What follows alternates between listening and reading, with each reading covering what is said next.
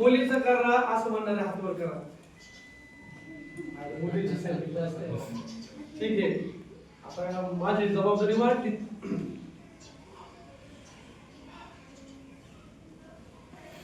हे आई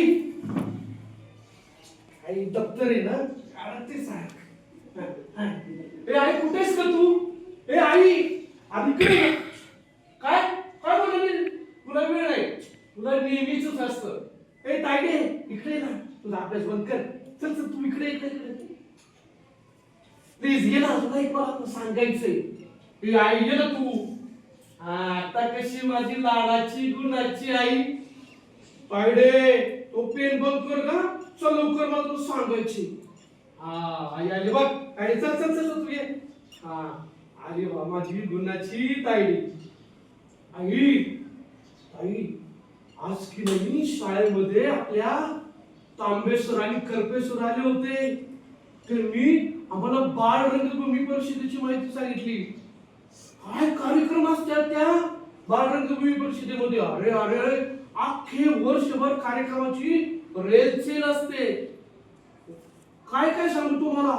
उन्हाळ्यामध्ये मुलांसाठी नाट्य संस्कार शिबिर, जून जुलै महिन्यामध्ये मुलांसाठी इतिहास महाराष्ट्राचा.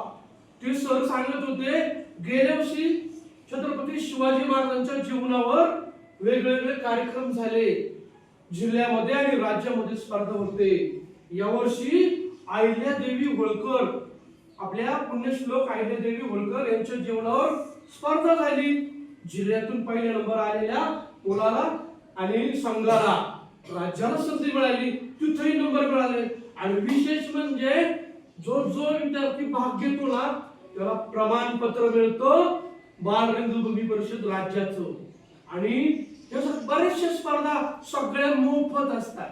त्याच्यामध्ये इतिहास महाराष्ट्र मोफत, त्यामध्ये दुसरी असेल नाट्य संस्कार ती मोफत, विद्यार्थ्यांसाठी जाण्याचा खर्च मोफत दिला जातो. आणि पुढे येते ती जल्लोष लोककलेचा. त्यामध्ये लहान मुलांपासून तर मोठ्यापर्यंत म्हणजे 9वी पर्यंतची 10वी पर्यंतची मुलं त्याच्यामध्ये भाग घेऊ शकतात. जल्लोष लोककलेच्या मध्ये गायन, वादन, नृत्य आणि सांघिक उपक्रम घेतले जातात. त्याच्यामध्ये तुम्ही छानपैकी डान्स करू शकतात. पण याच्यामध्ये एक गोष्ट आहे, आपल्या महाराष्ट्रातील जे आपली लोककला आहे त्या लोककलेवर आधारित तुम्हाला नृत्य करायचे असतात, सादरीकरण करायचे असतात. तुमच्या शाळेतल्या सुद्धा विद्यार्थ्यांनी भाग घेतला होता आणि 2 वर्षापूर्वी जिल्ह्यामध्ये त्या विद्यार्थ्यांचा नंबर आला होता वादनामध्ये.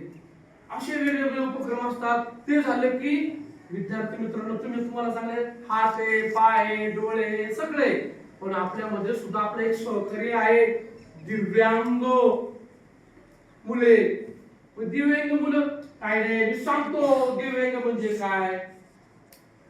पायाने अपंग, हाताने अपंग किंवा थोडे डोक्याने थोडं कमी चालतात पण आपल्या सारखेच असतात.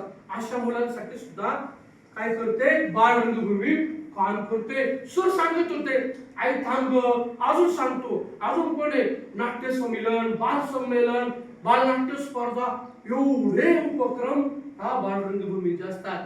आता मी यावर्षी भाग घेणार म्हणजे घेणार आणि सगळ्या स्पर्धेत भाग घेणार.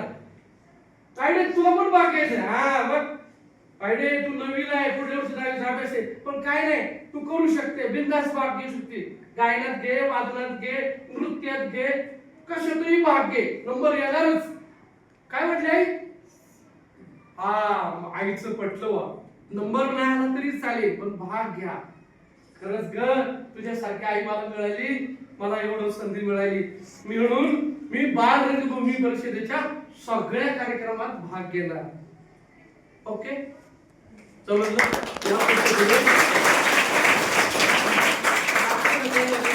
तुम्हाला माहिती सांगितली. तुम्ही सगळ्यांनी भाग घ्या. तुम्हाला पुढील काळासाठी खूप खूप शुभेच्छा. जॉयस इंग्लिश मीडियमच्या सगळ्या मान्यवरांचा मनापासून आभार मानतो आणि मला आता पुढे जाण्यासाठी परवानगी तुम्हाला मागतो.